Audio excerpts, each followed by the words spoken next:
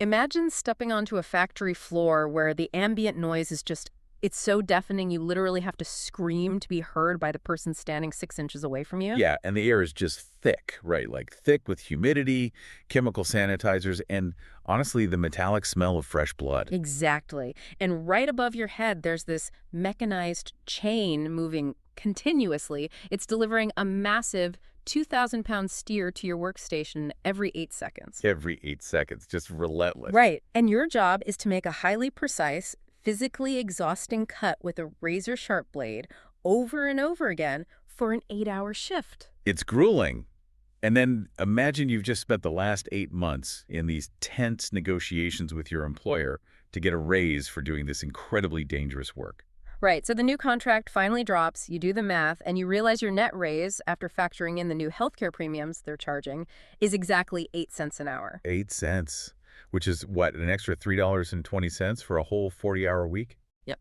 $3.20 for dodging massive carcasses and industrial blades all Yeah. week. You literally cannot even afford to buy the plastic-wrapped package of ground beef you just finished packing. And that $3.20 reality is the epicenter of a massive economic earthquake today. It really is. Welcome to the deep dive, by the way. We've got a wild one for you today. We do. So just to set the scene for you, it is Monday, March 16th, 2026.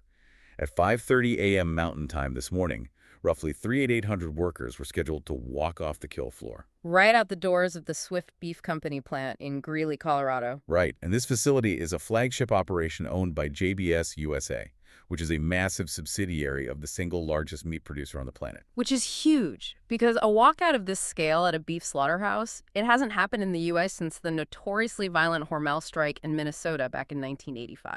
Yeah, 1985. It's been over 40 years. And you have to understand, the entire American meatpacking model relies on relentless momentum. The chain must always be moving. So when 3,800 people refuse to take their places on that line, it doesn't just hit the company's daily ledger. It triggers this violent systemic shock that just radiates outward instantly. Exactly. Which means that standard package of ground beef sitting in your local grocery store isn't just, a Tuesday night taco dinner anymore. No, it's the focal point of a massive standoff. We are talking vulnerable immigrant labor forces, global geopolitical maneuvering, Wall Street capital allocation, and a domestic agricultural bottleneck that is just unprecedented in modern history. So we have pulled together a massive stack of sources for you today to figure out the actual mechanics of this crisis. Yeah, we're looking at local Colorado dispatch reports, deep dive financial market analyses, corporate SEC filings, and even press releases directly from the United Food and Commercial Workers Union. Plus some investigative reports from the World Socialist website. So lots of different angles here. Right. Our mission today is to put all these pieces together. We need to understand why a localized labor dispute over safety gear and a few cents an hour in one Colorado city operates as this sort of X-ray of the modern American economy. It really exposes a terrifying fragility in our entire national food supply chain. Okay, let's unpack this. Because to understand the macro-level threat of the supply chain freezing up, we have to start at the micro level, right? Absolutely. The grievances driving 3,800 people to risk their livelihoods, they don't just pop up overnight. They're the result of compounding pressures on the factory floor. So the workers at the Greeley plant are represented by UFCW Local 7 under the leadership of President Kim Cordova. And the friction here has been building for the better part of a year. Right, because their previous contract with JBS officially expired back in July of 2025. So for 8 long months, this workforce has just been operating under a tense contract extension. Showing up to work every day, dealing with the line speeds, while sitting through more than 24 stalled bargaining sessions. 24. And they've ultimately just hit a wall. Yeah, and the numbers in the proposed contract explain exactly why they hit that wall. When you look at the financial breakdown from the union sources, the disparity between the gross and net gains is just glaring. Okay, break that down for us. What exactly did JBS offer? So JBS brought an offer to the table that included a wage increase of 60 cents per hour for the first year, and then it drops to a 30-cent per hour increase in years 2 and 3. Okay, so on a starting wage of roughly $22 an hour, a 30-cent raise is basically a 1.3% annual increase. Right. But the core issue is what happens on the other side of the ledger.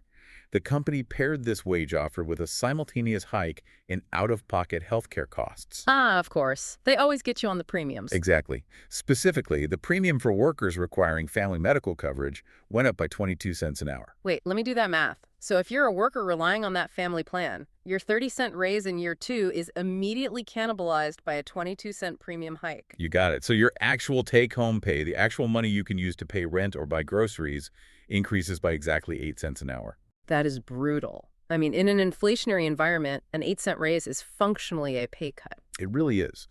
And the union leans heavily on regional economic data to contextualize this. They point to the MIT Living Wage Calculator. Oh, I've seen that. What does it say for Greeley? Well, it estimates that a household in Greeley, Colorado, so 2 working adults and 2 children, needs to earn approximately $43.30 an hour just to meet basic survival thresholds. Just for survival, like housing, food, childcare. Exactly. So starting at $22 an hour and inching forward by 8 cents, it just leaves these families completely drowning in the rising cost of living along the Colorado Front Range. But, you know, the hourly wage is only half the battle here. When I was reading through the documentation about the physical working conditions and the safety protocols, it gets even crazier. On the PPE dispute, yeah, this is intense. Right, the personal protective equipment. Yeah. Because in a meatpacking plant, PPE isn't just like a pair of latex gloves and a paper mask. No, we are talking heavy-duty, highly specialized, cut-resistant equipment. Literal steel chainmail aprons, Kevlar gloves, reinforced boots, stuff engineered specifically to stop an industrial blade from taking off a limb. And the union alleges that JBS is actively charging workers out of pocket for this mandatory life-saving gear. Which just blew my mind. The sources say some employees are seeing up to $1,100 deducted directly from their paychecks to offset the company's equipment expenses. $1,100.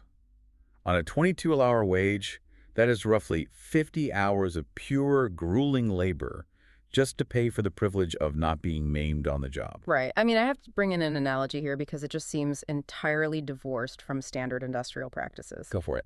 Okay, if I hire a framing crew to build a house and their industrial nail gun breaks, the construction firm buys a replacement, right? It's the cost of doing business. Naturally. Or if you work in an office building, the property management company doesn't garnish your salary to cover the fire sprinkler system or like your ergonomic desk chair. That'd be absurd. Right. So if a meatpacking corporation requires an employee to wear a chainmail apron to legally and safely operate on the kill floor, how is the financial liability for that localized to the worker? A great question. It sounds less like an administrative fee and more like a unique penalty just for existing in that specific workspace. And that is the exact friction point the union is leveraging.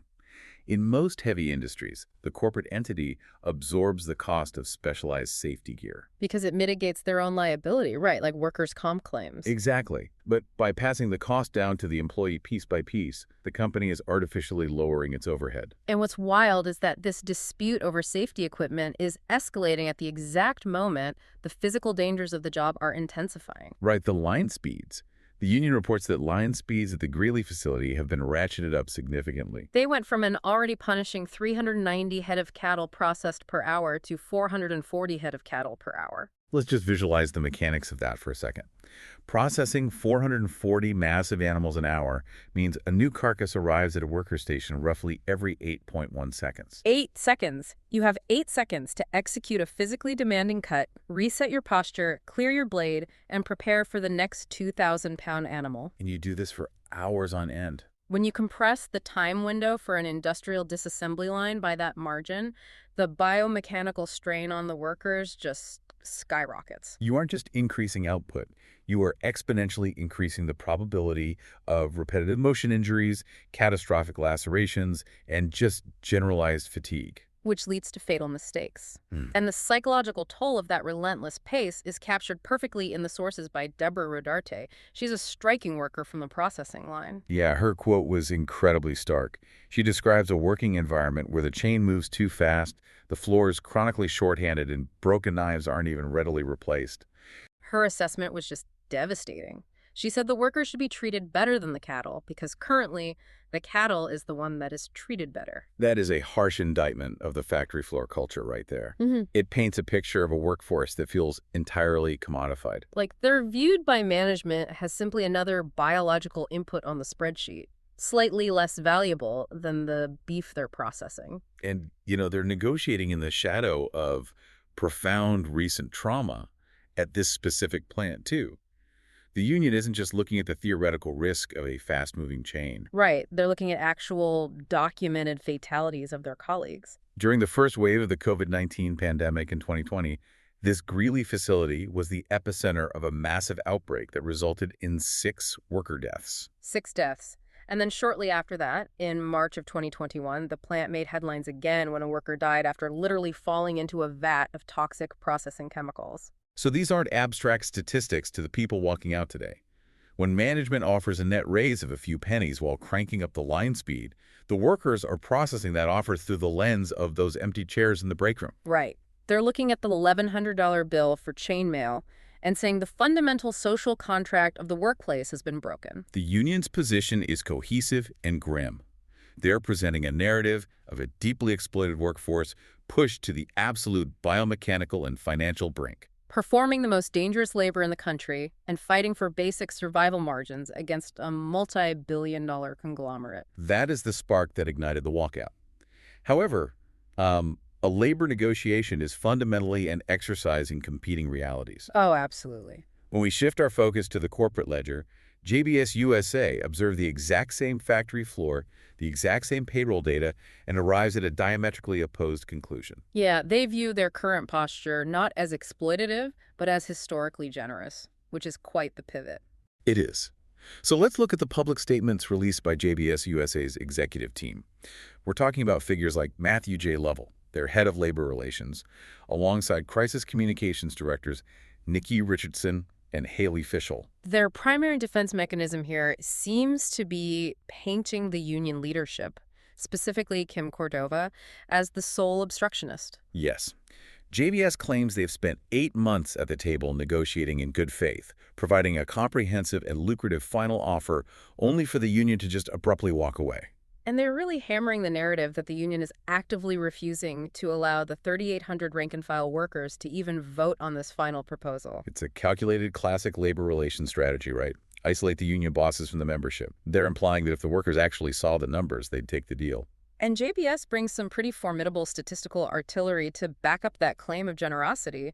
They highlight that the base hourly wages at the Greeley plant have actually increased by a massive 46% since 2019. Which is not a marginal bump. That is a structural shift in compensation. Right, and JBS points out that this 46% wage growth vastly outpaces the broader inflation rate in the Colorado Front Range, which they calculate at roughly 25% over that same 5-year window. So from the corporate perspective, they have delivered real wage gains that beat inflation by over 20 points. They basically view the union's focus on that tiny 8-cent net raise as a deliberate misrepresentation of a much larger, highly favorable macroeconomic trend. But the conflict over those numbers reveals the flaw in using broad historical data to argue present-day living conditions. Right, because a 46% increase sounds monumental in a vacuum. But if the baseline wage in 2019 was fundamentally insufficient to survive in Greeley in the first place. Exactly. Adding 46% to poverty wages still leaves you underwater in 2026. Yeah. Especially when regional housing costs have just exploded. However, JBS's most robust defense doesn't rely solely on localized inflation math. It relies on the mechanism of corporate standardization. They keep pointing to this national contract precedent. Yes, and we need to unpack the mechanics of this, because it explains why a global corporation will tolerate a massive strike rather than just concede a localized wage bump. Yeah, explain the national contract to us. So, in 2025, JBS successfully negotiated a sweeping master agreement with the UFCW International Union, which is the parent organization of Local 7. Okay. This national agreement covered roughly 26,000 workers distributed across 14 different processing facilities in states like Texas and Utah. That's a huge chunk of their workforce. It is. And the deal established average hourly wages between $23 and $24 while securing pension plans and a standardized benefits package. Ah, I see. So JBS is looking at the Greeley workforce and saying, hey, we're offering you the exact same historic union-approved package that 26,000 of your peers and 14 other plants just accepted. Right. They're saying, you are the anomaly here. Why should Greeley get a bespoke deal when the rest of the country is aligned? And the answer there lies in the mechanics of geographic arbitrage. JBS operates on a national scale, meaning they want a unified labor cost benchmark. It makes their quarterly forecasting, shareholder reporting, and operational logistics incredibly smooth. Sure, but a worker doesn't live on a national scale. They live in a highly localized economy. The state minimum wage in Colorado is currently $15.16 an hour. But in Texas and Utah, the minimum wage remains anchored to the federal baseline of $7.25 an hour. So if you are earning $23 an hour in Amarillo, Texas, you are making more than 3 times the minimum wage. That provides a tangible premium, a buffer for a decent standard of living. But if you are earning that exact same $3 an hour in Greeley, Colorado, your premium over the baseline minimum wage is incredibly narrow. Right, that localized inflation, the cost of heating a home in a Colorado winter, the soaring rent in the Front Range, it just vaporizes the perceived value of that national standard. This is the inherent tension between multinational corporate efficiency and regional labor survival. The union is fighting against the concept of a homogenized labor rate because it structurally undercompensates workers trapped in high-cost geographies. Because if JBS concedes to Greeley's specific cost of living demands, they shatter the integrity of their national benchmarking strategy. Exactly. If Greeley gets a localized bump, suddenly workers in Pennsylvania or California will demand the same geographic adjustments. So to prevent that cascade, JBS has escalated their tactics from passive defense to active punitive deterrence. As the strike deadline approached, corporate sources confirmed they threatened to explicitly withhold a proposed bonus payout and a lump sum pension contribution if the workers proceeded with the walkout. Wow. And they coupled that financial threat with a massive operational flex. JBS announced a corporate contingency plan, basically stating they would just bypass the Greeley plant entirely. Yeah, shifting production to other facilities within their network that have excess capacity. The logistical mechanics of this are wild. They are telling the union, if you stop the line in Colorado, we will just reroute thousands of live cattle on massive transport trucks across state lines to our other plants. We will absorb the freight costs just to prove that your labor is not an irreplaceable bottleneck. It is a massive psychological weapon designed to convince the 3,800 striking workers that their collective action is futile. It really demonstrates the terrifying leverage of a consolidated corporate footprint. But, the effectiveness of that leverage is heavily dependent on the psychological resilience of the workforce. And the demographic realities of the Greeley plant introduce a whole new layer of volatility and vulnerability to this negotiation that goes way beyond hourly wages. Right. We are not just looking at a standard dispute between an American corporation and an American working class. We are looking at a workforce where the vast majority of individuals are navigating an incredibly precarious legal and social existence.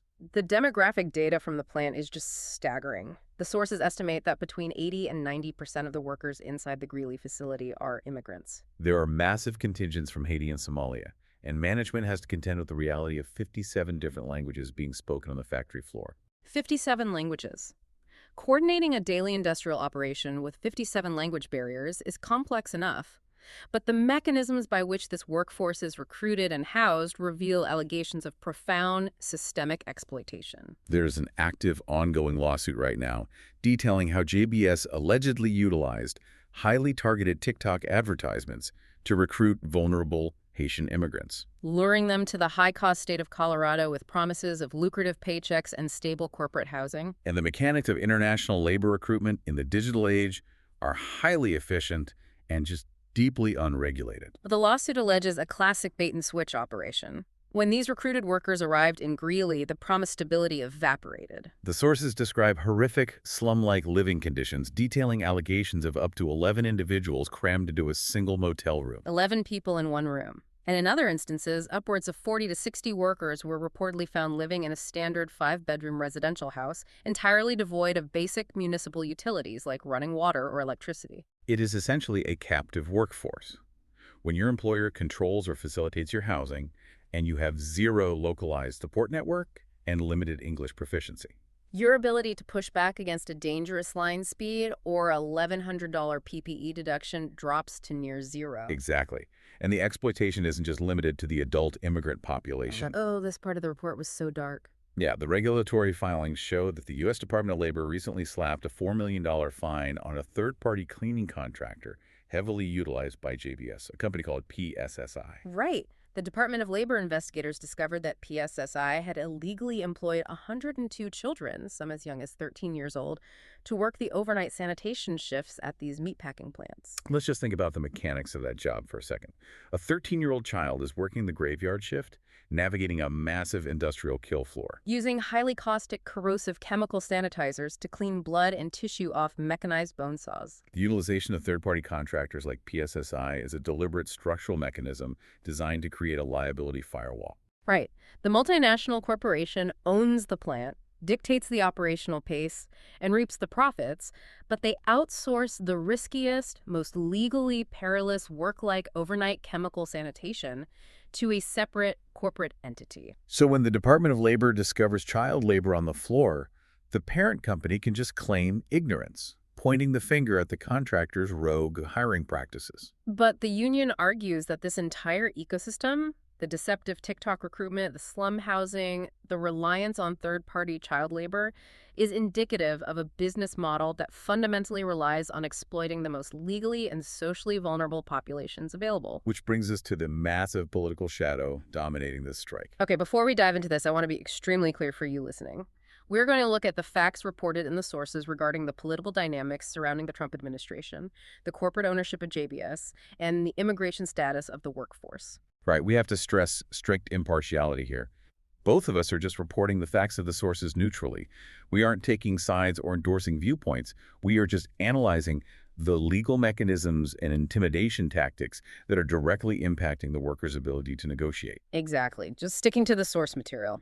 So during the union's official strike authorization vote, multiple workers reported the presence of unmarked ICE vans, immigration, and customs enforcement parked directly outside the voting venue. The mechanical effect of an ICE van parked outside a union hall for an 80% immigrant workforce is immediate and chilling. Whether the deployment of those vehicles was a coordinated intimidation tactic or just a bizarre administrative coincidence is almost irrelevant. The psychological outcome is identical. It signals to the workers that the state surveillance apparatus is monitoring their collective action.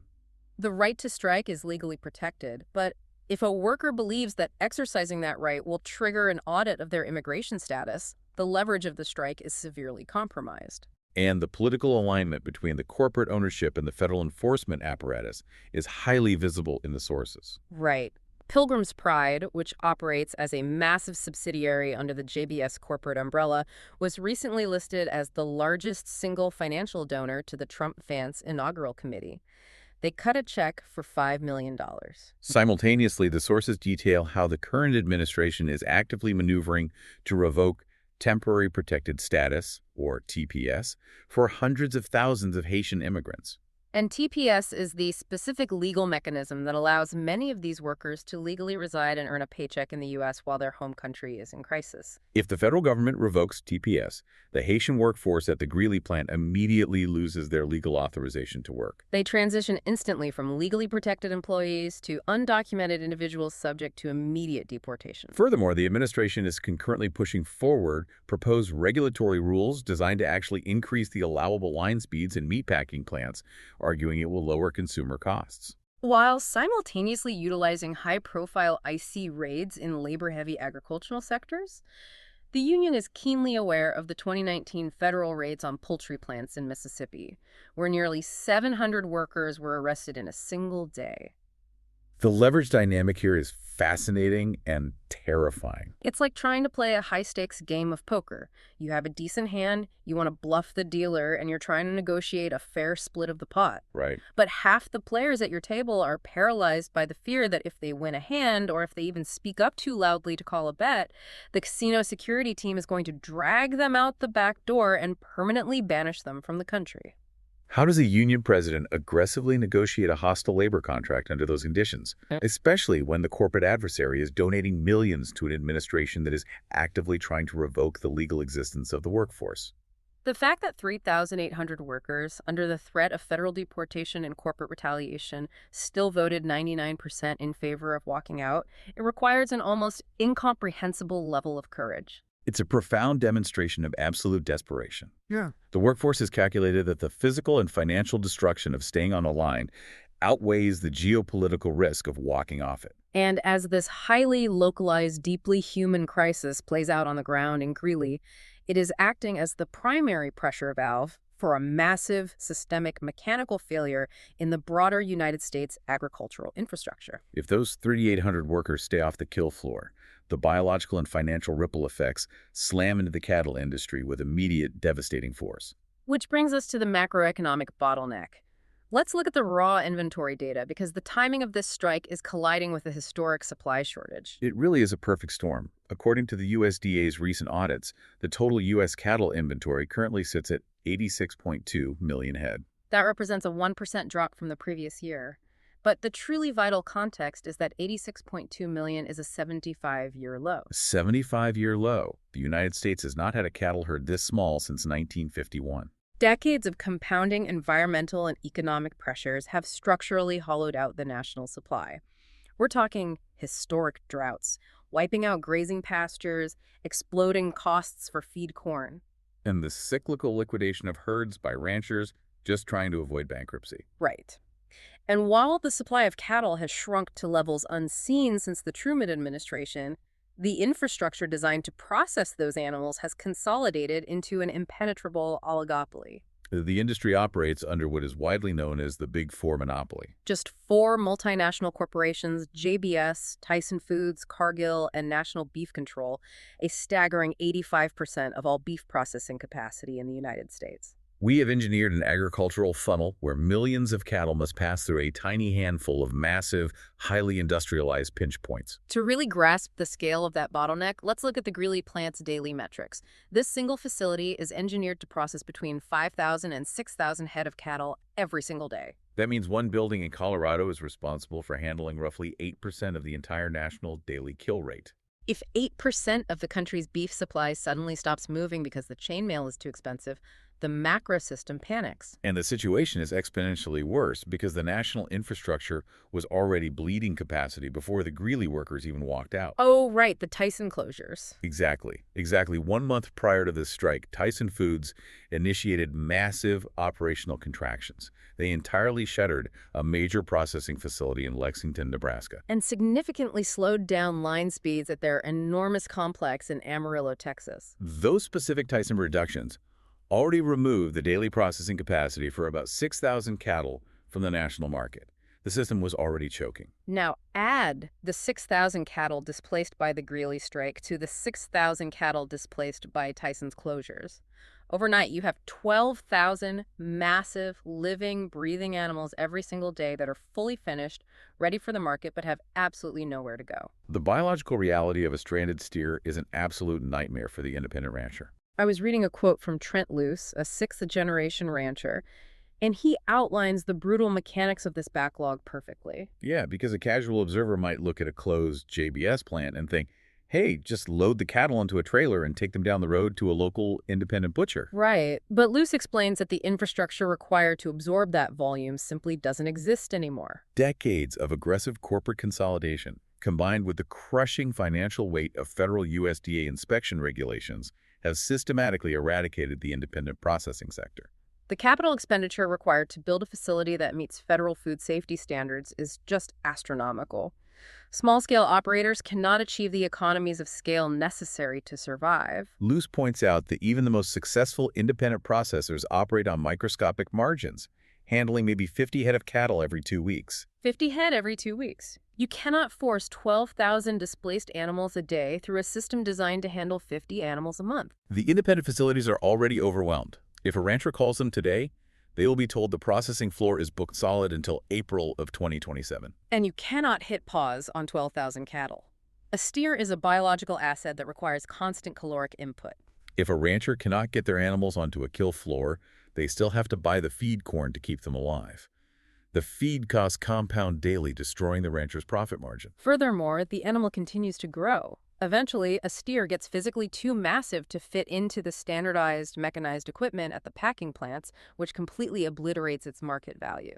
The consolidated monopoly ensures that the moment a major plant goes offline, the financial punishment is instantly outsourced to the rancher, who is trapped holding a depreciating, starving asset. This is the defining characteristic of an ultra-consolidated market. When four entities control 85% of the infrastructure, the illusion of a free market just evaporates. It is a highly engineered chokehold. The system operates with zero redundancy. It's designed purely for maximum corporate efficiency under perfect conditions, meaning it lacks the shock absorbers necessary to survive a labor strike, a viral pandemic, or a localized fire. And when that bottleneck constricts, the financial shockwave doesn't stop at the ranch gate. It travels directly down the supply chain into your wallet and onto the global trading floors. Right. If you've walked down the meat aisle at your local grocery store recently, you are intimately familiar with the end result of this bottleneck. The inflation metrics are brutal. The average retail price for a pound of ground beef has surged 20.5% over the last year. Getting a record high of $6.67 per pound. And that $6.67 baseline was established before the largest plant in Colorado lost 3,800 workers. When you combine a 75-year low in raw cattle supply with a catastrophic disruption in processing capacity, the fundamental mechanics of supply and demand guarantee that those record prices at the meat counter are going to accelerate even further. And the political apparatus is scrambling to mitigate the consumer fallout because $7 ground beef is a massive electoral liability. Oh, totally. The sources indicate the Trump administration is desperately trying to engineer a fast-tracked trade deal to import massive quantities of beef from Argentina, hoping to flood the domestic market and stabilize prices. However, domestic ranchers are furious, arguing that importing cheap South American beef completely undercuts their already fragile market, punishing the American producer to artificially suppress the retail price index. It's just a chaotic web of conflicting economic interests, Mm-hmm. and the localized economic impact on the city of Greeley is equally volatile. Yeah, let's talk about Greeley for a second. The city is currently experiencing a massive economic renaissance. They are leading the entire state of Colorado in economic output growth. The municipality is heavily invested in a sprawling $1.1 billion entertainment and commercial district known as the Catalyst. We are talking about the construction of a new arena for the Colorado Eagles hockey franchise, a massive indoor water park, luxury conference hotels. And the University of Northern Colorado is breaking ground on a brand new medical school. The city is attempting to transition from a blue-collar agricultural hub into a modernized, diversified regional powerhouse. But the foundational bedrock of that billion-dollar momentum is the JBS payroll. JBS is the single largest employer in Weld County. The entire local service economy, the restaurants, the car dealerships, the regional tax base funding the schools, it all relies on those 3,800 paychecks circulating through the community. A prolonged, entrenched labor strike threatens to instantly freeze that liquidity, potentially derailing Greeley's entire civic renaissance. Yet, while the local municipality faces an existential economic threat, the reaction from the global financial centers is entirely disconnected from the reality on the ground. The Wall Street analysis is where the narrative becomes deeply cynical. You would assume that a massive labor strike at a flagship facility, combined with a 75-year low in raw material supply, would trigger a massive sell-off of JBS stock, right? You'd think so. But when you pull up the trading data for JBS on the New York Stock Exchange, the major institutional analysts' heavyweights like UBS and Goldman Sachs are actively rating the stock as a buy. They are ignoring the picket lines entirely and raising their price targets to around $20 a share. The financial sector is looking at a paralyzing supply chain crisis and betting on the conglomerate to win. Wall Street's calculus relies on the mechanisms of pricing power and global diversification. The analysts recognize that tight cattle supplies squeeze the profit margins of the meatpackers. However, JBS is not just a Colorado beef company. They are a sprawling, globally diversified protein conglomerate. Right. The institutional investors view the company's recent dual listing on the NYSE as a structural catalyst for massive capital injection. And more importantly, Wall Street understands that as the supply bottleneck drives retail beef prices higher, JBS has the absolute pricing power to pass those increased operational costs directly onto the consumer. The consumer absorbs the inflation, the rancher absorbs the feed costs, and the corporate profit margin remains violently protected. And the sources highlight a specific strategic maneuver by JBS that perfectly illustrates this global insulation. Okay, here is where it gets really interesting. At the exact moment, JBS executives are locked in a bitter dispute with Local 7 in Colorado over a contract gap that the union president estimates totals a mere $3 million. The corporation is simultaneously deploying massive capital overseas, JBS just finalized a $150 million cash investment to acquire an 80% controlling stake in a massive halal food business based in Oman. partnering directly with the Oman Investment Authority. Unpacking the mechanics of that Oman acquisition reveals the ultimate corporate strategy. JBS is aggressively diversifying away from the volatile, highly regulated, and newly combative American beef market. By dropping $150 million into the Middle Eastern halal sector, acquiring state-of-the-art poultry, beef, and lamb facilities, they are capturing a high-growth international demographic. But strategically, this global diversification functions as a weapon against local labor leverage. Exactly. When a corporation operates processing hubs in Oman, Brazil, Australia, and Europe, a strike in Greeley, Colorado becomes a localized nuisance rather than an existential corporate threat. They can afford to starve out the Colorado Union because their global revenue stream remains uninterrupted. Which begs the ultimate question regarding corporate intent. Right.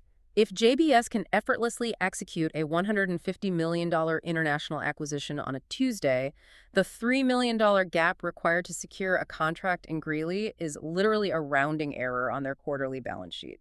So why endure the awful public relations, the logistical nightmare of rerouting cattle, and the political scrutiny of a strike? The answer is that this standoff isn't about the $3 million, it is about the mechanism of precedent. If JBS concedes to the cost of living demands in Greeley, they signal weakness.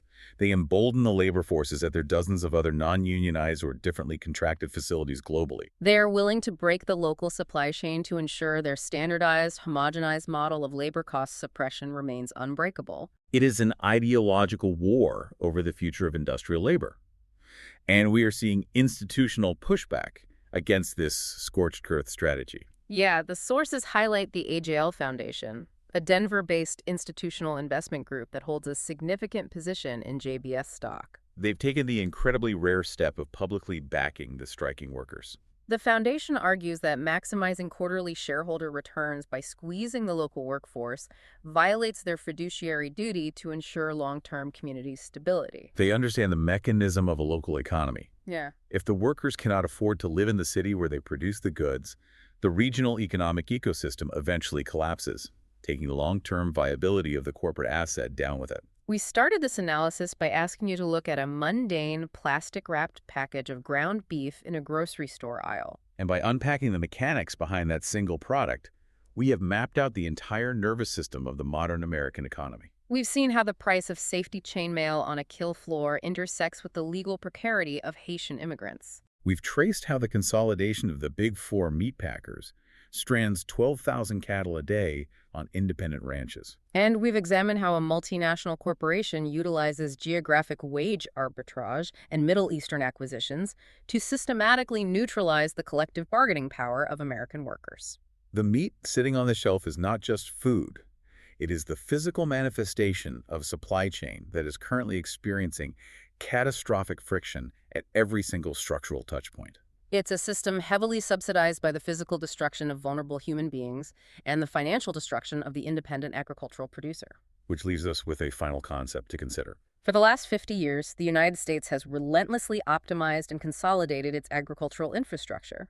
The entire mechanism was engineered with a single, overriding objective: to deliver cheap, abundant meat to the consumer with maximum corporate efficiency. But if a dispute over an 8-cent raise in one specific building in Colorado can immediately strand thousands of animals, trigger a national processing bottleneck, and spike the cost of groceries coast to coast. Have we actually built an efficient system? Or have we just constructed a terrifyingly fragile machine, completely devoid of shock absorbers, just waiting for the exact right spark to tear itself apart?